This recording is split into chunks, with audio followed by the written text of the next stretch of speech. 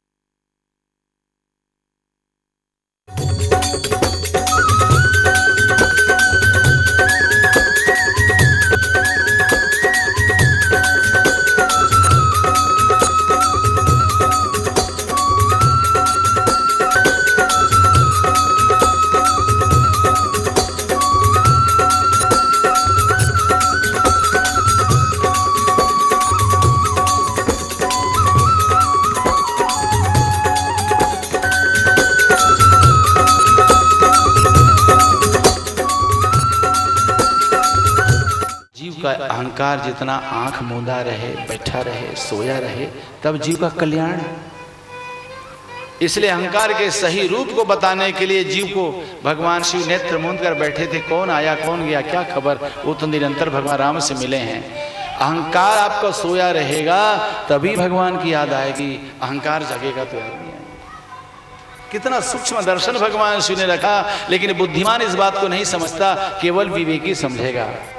परिणाम स्वरूप खूब निंदा की, गाली तक दे दी, तो सभा मध्य मान भंगात बुद्धि नाशो भवे ध्रुवम। भगवान शिव क्यों सह लिए?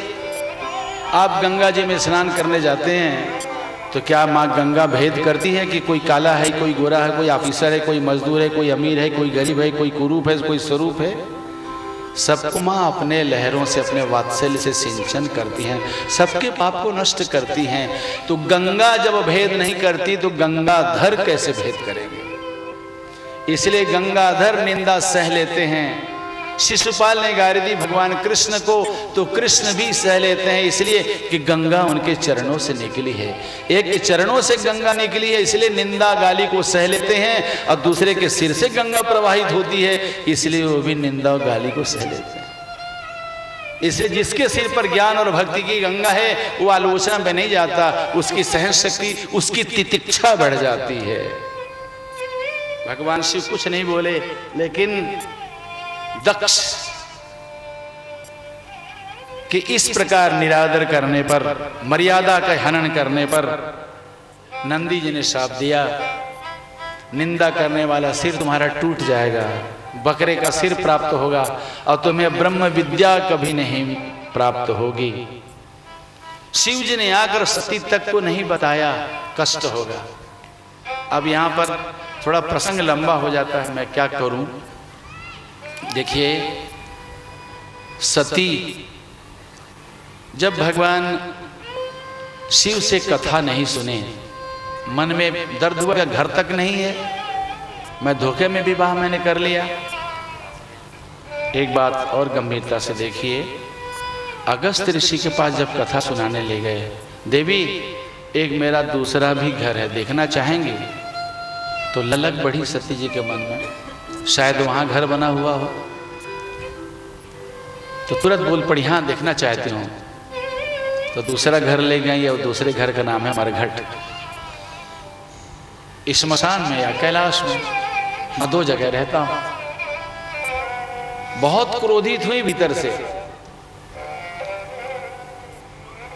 इसीलिए जब अगस्त जी के पास ले गई तो कथा नहीं सुनी। जब मैं अपने पति से नहीं कथा सुनी, तुमसे क्या सुनोगे? ध्यान देना, सबसे पहला अपमान राम कथा का हुआ सती जी से। सबसे पहला कथा नहीं सुनी, अगस्त ऋषि की सरलता का गलत अर्थ लिया। ये पूजा कर रहे हैं तो छोटे हैं, हमारी पूजा हो रही तो हम बड़े हैं। कथा सुनी नहीं और सीधे भगवान को देख ली। भगवान को देखने के लिए विश्वास की आवश्यकता होती है, और कथा सुनने के लिए विवेक की आवश्यकता होती है। तो कथा सुनी नहीं और राम को देख ली, इसलिए राम पर शंका हुई। भगवान का प्रणाम करना तो दूर, आलोचना प्रारंभ हो गई। भगवान शिव ने बहुत समझाया, काटती चली गई। अपराध पर अपराध हुआ। सत्संग की उपेक्षा करने का परिणाम बताया गया है। सारी समस्याओं का निदान सत्संग है, याद रखिएगा।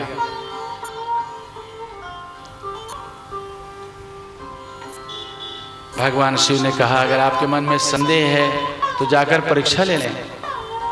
परीक्षा लेने जब गई तो भगवान शिव ने कहा था, 2 बातों को मत छोड़िएगा सती, विवेक और विचार।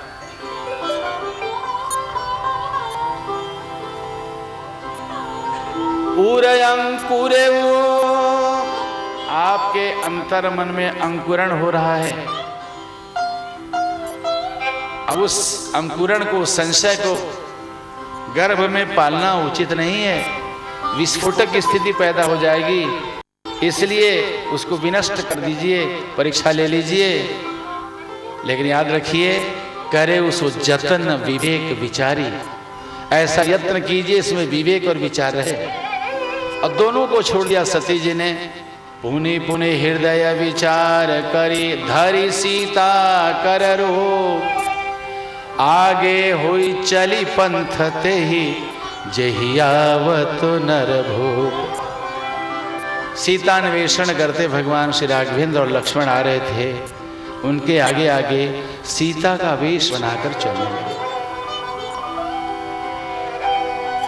भगवान सामने जाकर हाथ जोड़ लिए, कहा मां। इशारा किया प्रभु ने, एक वाक्य कहा, लेकिन इतनी गंभीरता भरी है उनके वाक्य में। जोरी पानी प्रभु किन्ह प्रणाम, पिता समेत लिल्हा निज नाम। कहे बहुरी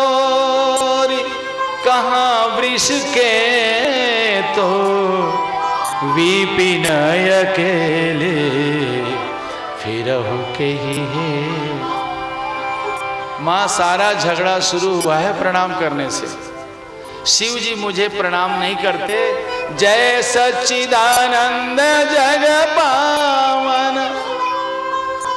ये तो राम कथा श्रवण करने का फल है भगवान शिव का, कि भगवत दर्शन होता है। सत्संग सही रूप में किया जाए तो किसी न किसी रूप में भगवान दर्शन देते हैं। राम कथा सुनी महर्षि अगस्त्य से, इसी का परिणाम है कि भगवान राम ने दर्शन दिया, राम और लक्ष्मण का दर्शन किए। शिव जी ने कथा नहीं सुनी, इसलिए भगवान को पाने के बाद भी भगवान को पहचान नहीं पाई, शंका कर बैठी। परीक्षा जब ली तो सीता का वेश बना लिया। भगवान श्री राघवेंद्र ने गूढ़ वचनों में कहा, मां सारी समस्याओं का जड़ प्रणाम है ना। शिव जी ने मुझे प्रणाम किया तो आप ये समझ रही हैं अगस्त्य जी ने आपकी पूजा की तो आपने ये अर्थ लिया कि पूजा करने वाला छोटा होता है और जिसकी पूजा होती है वो बड़ा होता है। प्रणाम करने वाला छोटा होता है और जिसका प्रणाम किया जाता है वो बड़ा होता है। कदापि प्रणाम करने वाला छोटा नहीं होता, याद रखिए। बड़ा वो नहीं होता है जो ऊंचा बैठता है, बड़ा वो होता है जो दूसरे को ऊंचे पर बिठाता है। आपने मुझे इस ऊंचाई पर बिठाया है, इसमें आपकी बड़प्पनता सिद्ध है, बड़े आप हैं। इसलिए जो प्रणाम करता है वो बड़ा होता है क्योंकि आपको सम्मान दे रहा है। ये भगवान राम का कथन है। और आपने ये मान लिया कि प्रणाम करने वाला छोटा होता है, प्रणाम किया जाता है बड़ा होता है। निस्संदेह है, गुरु हैं, पिता हैं, ये बड़े हैं, प्रणम्य हैं, लेकिन प्रणाम करने वाला भी कतई छोटा नहीं होता। वो तो उसके पास सम्मान का भंडार है, इसलिए सम्मान दे रहा है, अपने माथे को आपके चरणों में झुका रहा है, उसमें अहंकार नहीं है। तो खैर आपने समझा कि शिव जी ने मुझे प्रणाम किया तो शिव जी छोटे हो गए, मैं बड़ा हो गया, तो लीजिए मैं आपको प्रणाम करके सबसे बड़ा बना देता हूं, झगड़ा खत्म। इसलिए भगवान ने जोरी पानी प्रभु किन प्रणाम, जोरी पानी प्रभु किन प्रणाम, समेत लीन निज नाम, पिता समेत लीन निज नाम। मैं दशरथ नंदन राम आपको प्रणाम करता हूं, लेकिन तुरंत पूछ दिया, कहे वो बहोरी कहां वृष के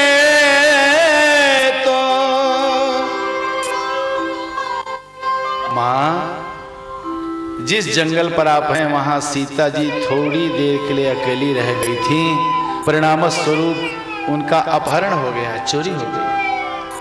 अब उसी जंगल पे आप हैं, ये शापित जंगल है, संशय का जंगल है।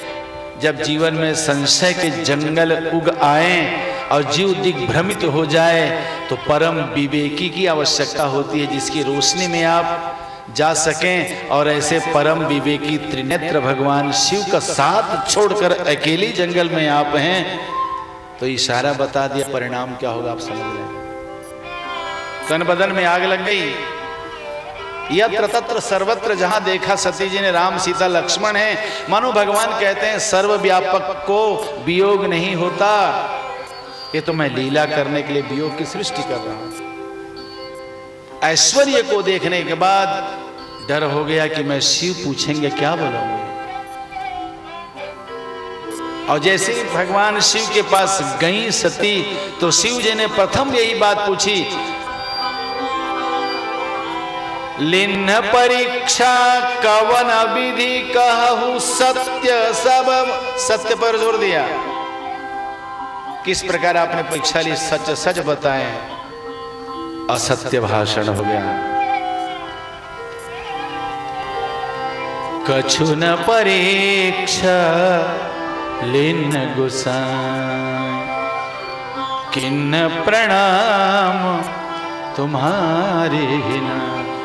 दक्ष की बेटी हैं, दक्ष का संस्कार इनमें है, दक्ष झुकना नहीं जानता, इसलिए सती तो प्रणाम कर ही नहीं सकती। और जब उन्होंने कहा किन्न प्रणाम तुम्हारे नाई, तो भगवान शिव को भरोसा नहीं हुआ। तब शंकर देखे उधर ध्यान, सती जो किन्न चरित सब जान।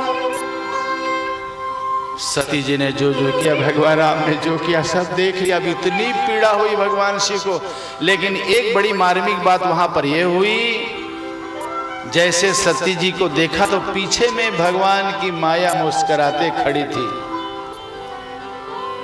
तो बहुरी राम माया ही सिरनावा, प्रेरी सती जही झूठ कहा। भगवान राम की माया भीतर में पीछे खड़े मुस्कुरा रही थी। तुरंत भगवान शिव ने निर्णय किया, ओहो, माया स्वतंत्र नहीं है जब तक मायापति का आदेश न हो। इसका यह मतलब है इस पूरी लीला के पीछे मायापति की कुछ न कुछ इच्छा होगी। देखिए कैसे विवेकी हैं, तुरंत क्या निर्णय लिया, होई है सोई जो राम रचि रखा, को करी तर्क बढ़ावे शाखा। मेरे सरकार ने पहले से कुछ रचना कर लिया है, इसलिए भगवान शिव निर्णय नहीं लिया अपने आप में। माया ने अगर ऐसा कराया है तो सती का कोई दोष नहीं, क्योंकि अति प्रचंड रघुपति की माया। अरे शिव बिरंची को मुंह है तो कोहे बपुरायान, मैं भी तो नाच उठा हूं, तो आज सती नाच उठी, तो इनका क्या दोष है। तो मायापति की इच्छा है, कुछ करना चाहते हैं। अब मैं क्यों न फिर मायापति से ही पूछूं, क्योंकि परित्याग करता हूं तो ये निर्दोष है, और ग्रहण करता हूं तो मेरी मां का रूप बनाया है। ये घटना इतनी बड़ी है कि जब जब अब सती को देखूंगा तो मां वैदेही की याद आएगी, और मां वैदेही की याद आएगी, उसके बाद पत्नी भाव आरोपित करूंगा तो भक्ति मार्ग में सबसे बड़ा कलंक है। भगवान शिव अनिर्णित अवस्था में थे, निर्णय नहीं कर पाए। तो जब मायापति ने पहले से कुछ रचा है तो क्यों न मैं उन्हीं से पूछ लूं। तब शंकर सादर सिरनावा, सुमिरत राम हृदय तनया। जैसे ही सिर झुकाकर भगवान को नेत्र मूंद कर प्रणाम किया, भगवान श्री राघवेंद्र भगवान भूत भावन के हृदय में प्रकट हो गए।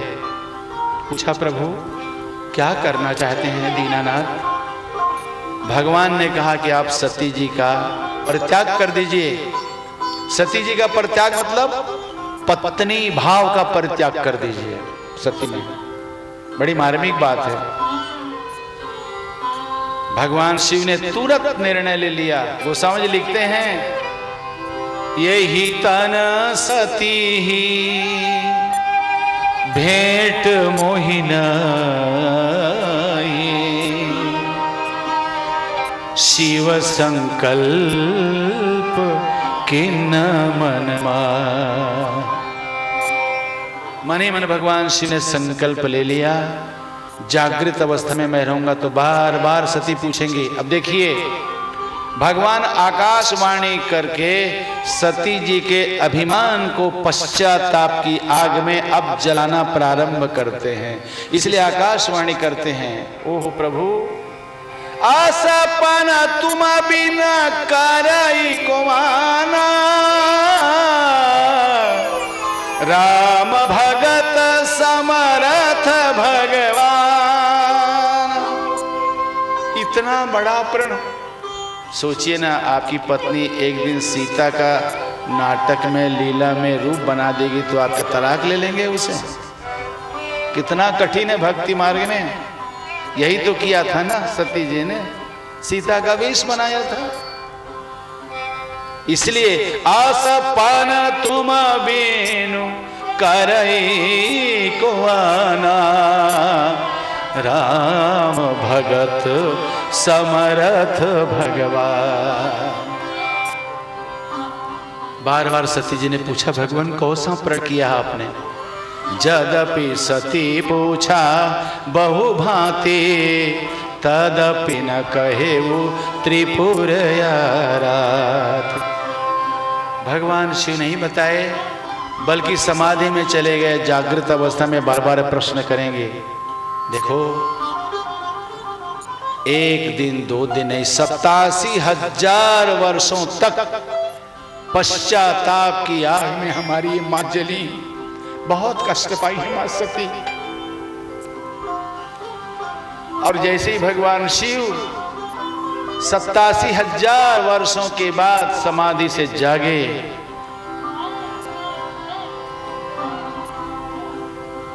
तो भगवान शिव सावधान हो गए। सती जी को आते देखा भगवान बहुत भावन शिव ने, तो कहीं मेरे बाएं पार्श्व में आकर बैठ ना जाएं, क्योंकि पत्नी वामांगी होती है, धर्म भ्रष्ट हो जाएगा। इसलिए पहले से आसन बिछा दिया सामने बिठाने के लिए। अगर आप भी श्री गुरु महाराज जी द्वारा श्रीमद् भागवत कथा व श्री राम कथा करवाना चाहते हैं तो संपर्क करें MK फिल्म्स दिल्ली। हमारा मोबाइल नंबर है 09899188798 और 090398000801।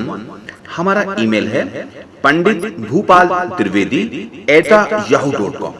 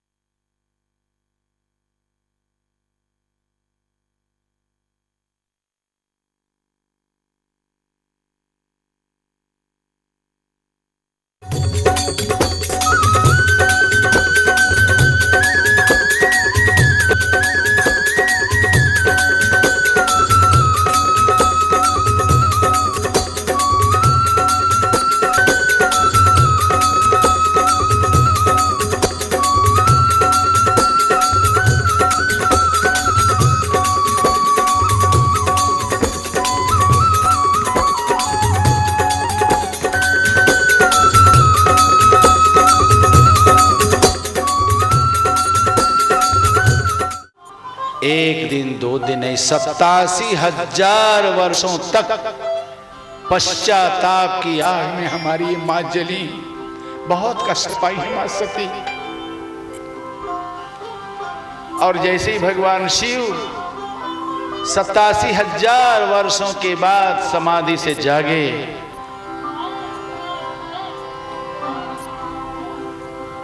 तो भगवान शिव सावधान हो गए। सती जी को आते देखा भगवान बहुत भावन शिव ने, तो कहीं मेरे बाएं पार्श्व में आकर बैठ ना जाएं, क्योंकि पत्नी वामांगी होती है, धर्म भ्रष्ट हो जाएगा। इसलिए पहले से आसन बिछा दिया सामने बिठाने के लिए। तो सम्मुख शंकर आसन दिन, आज मरमहात हो गई मां, छलछला यही आंखें, करुण क्रंदन कर बैठी। मेरे पति ने मेरा परित्याग कर दिया है, क्योंकि मैं वाम भाग में नहीं बैठ सकती। सामने तो बहन बैठती है, बेटी बैठती है या मां बैठती है। बहुत पीड़ा हुई मां को। तो 87,000 वर्षों तक अभिमान को पश्चाताप की आग में जलाया भगवान ने। अब प्रश्न उठता है माताओं कि हे राघवेंद्र, ये कैसी करुणा है भगवान तुम्हारी कि गृहस्थी को जानबूझकर आप बर्बाद कर रहे हैं, वो भी भगवान शिव की गृहस्थी। आखिर क्या कारण है? तो देखिए, दही को अगर आप किसी ऐसे पात्र में रखें, तांबे के पात्र में, तो दही खराब हो जाता है। पात्र को ही बदलना पड़ता है। जब तक आप तांबे के पात्र को नहीं बदलेंगे, स्टील में नहीं रखेंगे, मिट्टी के बर्तन में नहीं रखेंगे, तब तक दही खराब होता रहेगा। वैसे जब तक ये पात्र दक्ष के द्वारा प्रदत्त है, भले ही विवाह के बाद दोनों पति पत्नी हैं, लेकिन ठीक उसी प्रकार जैसे विरोधी स्वभाव के बैलगाड़ी में जोत दिए जाएं, हल में जोत दिए जाएं, अब विरोधी स्वभाव के हैं तो एक इधर खींचता है इधर खींचता है, ठीक वैसे भगवान शिव परम विवेकी हैं। और जो रक्त के द्वारा जो विरासत में इनको संस्कार मिला है, इनमें अभिमान है दक्षता का, बुद्धिमत्ता का। और बुद्धि जब समाधिस्थ हो जाती है तब विश्वास की जागृति होती है, फिर विवेक के नेत्र खुलते हैं, ये बुद्धि में जी रही, बुद्धि तत्व इनमें है। तो यद्यपि विवाह के बाद दोनों पति पत्नी हैं, लेकिन दोनों के विचार में पूर्व पश्चिम का अंतर है। इसलिए पात्र बदलने में थोड़ा कष्ट तो होगा, लेकिन अगले जन्म में मैं इन्हें ऐसा मिला दूं कि आज तक कोई भी देवी अपने पति के पास वो जगह नहीं पाई है जो मां सती ने पार्वती के रूप में भगवान शिव के पास पाई। अर्धनारीश्वर है, आधा अंग भगवान शिव का है। इसलिए भगवान राम की लीला थी, जिसको तटस्थ होकर भावी को मिटाने वाले भगवान शिव स्वतः कहते हैं कि जो होई हैं सो जो राम रचि राखा को करी तर्क बड़, इसलिए तटस्थ हो गए। ये परम विवेकी है। और उसके बाद की घटना भागवत जी में है। सती जी ने निजय घसमुझी न कछु कही जाई, तपई अवाई अधिकार। भट्ठे की तरह मां जल रही थी भीतर से। शिव जी को नीचा दिखाने के लिए कनखल क्षेत्र में अब दक्ष ने यज्ञ का आयोजन किया, धर्म का रूप दिया उसे। अब बुनियाद में था शिव जी को नीचा दिखाना। सबको निमंत्रण दिया, इनको निमंत्रण नहीं दिया। आकाश मार्ग से देव पत्नियां जब अपने अपने विमान पर चढ़कर जा रही थीं, भगवती अन्नपूर्णा को, आद्याशक्ति मां जगत जननी सती जी को जब पता चला तो भगवान शिव से कहा, मेरे पिता यज्ञ कर रहे हैं, मैं दोनों के बीच के मन मुटाव को मिटा देना चाहती हूँ, इसलिए मुझे जाने दें। जो बिनु बोले जाओ भवानी, तो रही न तेज शील गुण का। अनाहूत होकर आप जाएंगी, उचित नहीं होगा, मत जाएं। बोले पिता और गुरु के यहाँ से निमंत्रण की आवश्यकता नहीं है। ठीक कह रही हैं।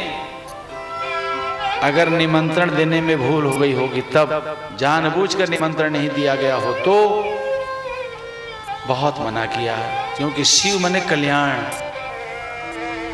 कल्याण की चिंता थी भगवान शिव की। भगवती सती कल्याण कैसे हो। सती जिद करके चली गई, और जैसे ही वहां पर गई, बहनें मिली, मां मिली।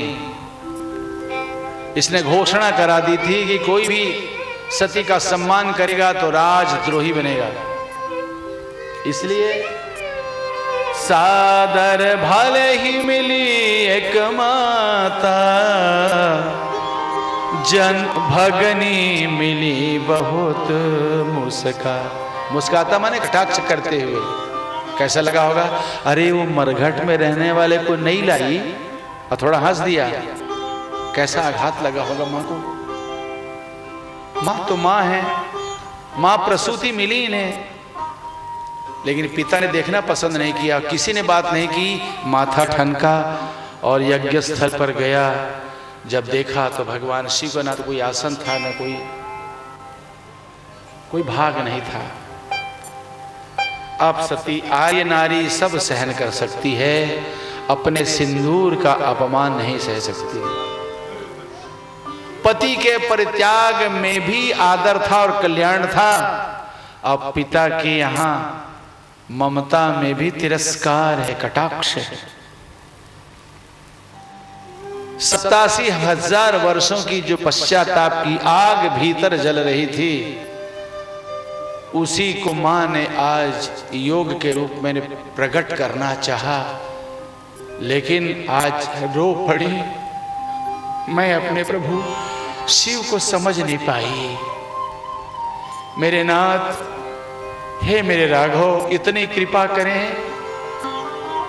जो प्रभु दीन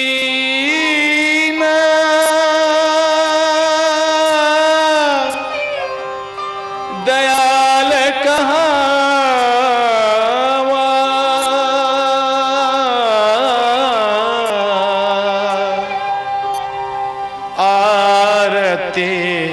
हरण वेद जस गाय।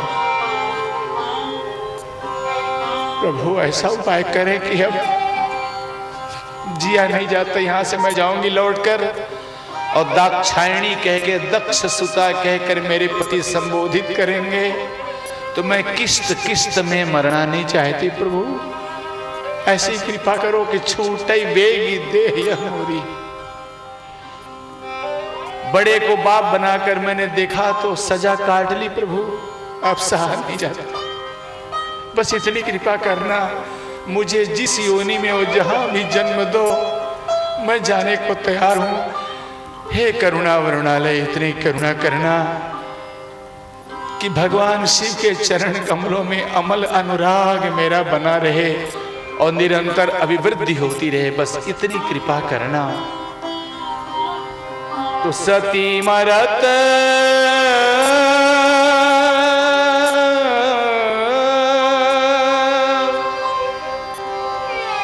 सती मरत हरिसन वर मांगा, जन्म जन्म शिव पद अनुराग। मेरे भगवान शिव के चरण कमलों में अनुराग बना रहे, बस इसी याचना को लेकर भगवान भगवती सती जी ने जो 87,000 वर्षों की आग थी पश्चाताप की, उसको प्रकट किया मां, और धू धू करके यज्ञ स्थल पर जलने लगी। हाहाकार मच गया। कितनी बड़ी कृपा है मेरे प्रभु की। देखिए भगवान की कृपा। मरते समय जो चिंतन होता है, मैं पुनः कह रहा हूं आपसे, मरते समय परिस्थिति का महत्व नहीं होता, मनस्थिति का महत्व होता है। मनस्थिति में आज भगवान शिव थे। भगवान राम ने कहा, मां पिता अगर रूठे हैं तो बेटा तो जीवित है आपका। और आज रामी तो अग्नि स्वरूप है ना, मुखाद अग्नि रजायत, उन्हीं के मुंह से अग्नि तो निकली है, योग पुरुष हैं वो। ऐसी कृपा की भगवान ने, ते ही कारण लिखा है, सती मरत हरि सन वर मांगा, जन्म जन्म शिव पद अनुरागा, ते ही कारण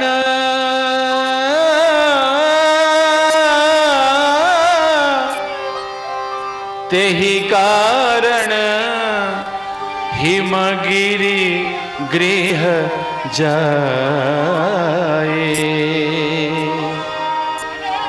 जनमी पार्वती तनु पाए। मेरी मां पूर्व जन्म में बहुत जली हैं, 87,000 वर्ष पश्चाताप की आग में जली हैं, और यज्ञ भूमि पर स्वतः योगाग्नि से जलकर मरी हैं। केवल दाह ही दाह रहा पूर्व जन्म में, इसलिए भगवान हिमालय में जन्म देते हैं ताकि जन्म से ठंडकता मिलती रहे इनको।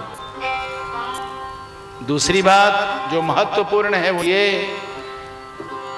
कि दक्ष अपने सिर पर अभिमान को रखा था, और हिमांचल अपने सिर पर भगवान शिव को कैलाश में रखा है। और जब हिमांचल की बेटी बनेंगी तो शिव चरणों का अनुराग तो विरासत में, संस्कार में मिलेगा पिता से। कैसी करुणा है भगवान की, क्योंकि इन्होंने अनुराग मांगा था शिव चरणों से, इसलिए आज उस पिता की पुत्री बना रहे मेरे राम। जिस पिता ने, हिमांचल ने अपने शीर्षस्थ भाग कैलाश में शिव को ही धारण किया अपने सिर में, तो ये पिता के कारण विरासत में पार्वती मां को प्राप्त हो जाएगा। अडिग और अचल अनुराग की उपलब्धि होगी। ऐसी करुणा भगवान राम की है, इसलिए पात्र को बदलने के लिए भूमिका भगवान राम ने की। कोई भी देवी चाहे वैदेही हो रामचरितमानस की, चाहे भागवत जी की रुक्मणी जी हो, मनोनुकूल वर को प्राप्त करने के लिए इन्हीं गिरिजा जी के चरणों में जाकर निवेदन करते हैं कि माँ, मनोनुकूल वर तो तुम्हारी कृपा से प्राप्त हो सकता है। अगर माँ गिरिजा न होती तो वैदेही जी को राम का दर्शन नहीं मिल पाता, याद रखिएगा। रामचरितमानस में मार्मिक संकेत है, चली अग्र करी प्रिय सखी सोई। सखी कौन है यहाँ? मैं आपसे पूछना चाहूंगा, राजा की बेटी है जानकी, कोई राजकुमारी के परमिशन के बिना चल दे घूमने के लिए बगीचे में अकेले? संभव ही नहीं है, राज आज्ञा का उल्लंघन। फिर कौन है सखी ये तो इनको छोड़कर भगवान का दर्शन करने गई है? बड़ी मार्मिक बात है। भगवान राम के सखा शिव और सखा की पत्नी सखी गिरिजा, इसलिए गिरिजा जी ही सखी का वेश बनाकर सबसे पहले भगवान राम का दर्शन करती हैं। उसके बाद, क्योंकि जानकी जी ने एक गलती कर ली थी, निज अनुरूप सुभगवर मांगा, पूजा की नय अधिक अनुराग। अपने अनुरूप वर की याचना की थी, जो गलत था, क्योंकि उनके रूप के अनुसार गौर वर्ण में लक्ष्मण होते हैं, भगवान राम नहीं। इसलिए भगवती जी ने कुछ नहीं किया पूजन के समय, सीधे गई, पहले अपने सरकार का दर्शन की और उसके बाद आती हैं और हाथ पकड़ कर ले जाती हैं, पहले देख तो लो उसके बाद मांगना। तो चली अग्र करी प्रिय सखी सोई। ये सोई कौन है? वही गिरिजा हैं जिन्होंने भगवान राम का दर्शन किया है। और जाकर जैसे भगवान राम को दर्शन की, दौड़ते आती हैं मंदिर में, गई भवानी भवन बहोरी। दोबारा जाती हैं और कहती, माँ मुझसे गलती हो गई, मेरे मन में जो सांवले सरकार बसे हैं ना, उनको मुझे पति के रूप में दे दो। तो फिर माँ मुस्कुराई, खसी माल मुहूर्त मुस्कानी। अब उसके बाद कहती हैं, मन जाहि रांचो मिलहि सोवर, सहज सुंदर सावरो, करुणा निधान सुजान शील स्नेह जानत रावरो। यही भांति गौरी आशीष सुनी सिय सहित हिय हर्षियले, तुलसी भवानी पूजे पुने पुने, मुदित मन मंदिर चले तुलसी। यह मां गिरजा, इनके बिना भगवान राम नहीं मिलते। यही भगवान की वो महामाया, योग माया है, शक्ति है। मां सीता जी को भी राम से जोड़ने वाली है तो भगवती गिरजा। हर रुक्मणी जी को भी जाकर मां का दरवाजा खटखटाना पड़ा द्वारिकाधीश के लिए कि मां, मैं तेरे पास वही प्रार्थना करने आऊं, तेरी कृपा के बिना मनोनुकूल पति नहीं मिल सकते। तो भगवान राम ने वो दर्जा दिया सती जी को गिरिजा के रूप में कि आज तक कोई भी देवी अपने पति के पास वो स्थान नहीं पा सकी।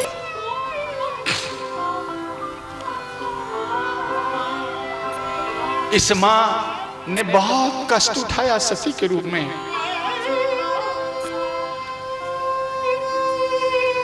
अब जब सती जल गई, हाहाकार हो गया यज्ञ में। इधर बहुत दिन व्यतीत हो गए। भृगु ने ऐसा मंत्र पढ़ा कि सारे शिवगणों को मारकर भगा दिया।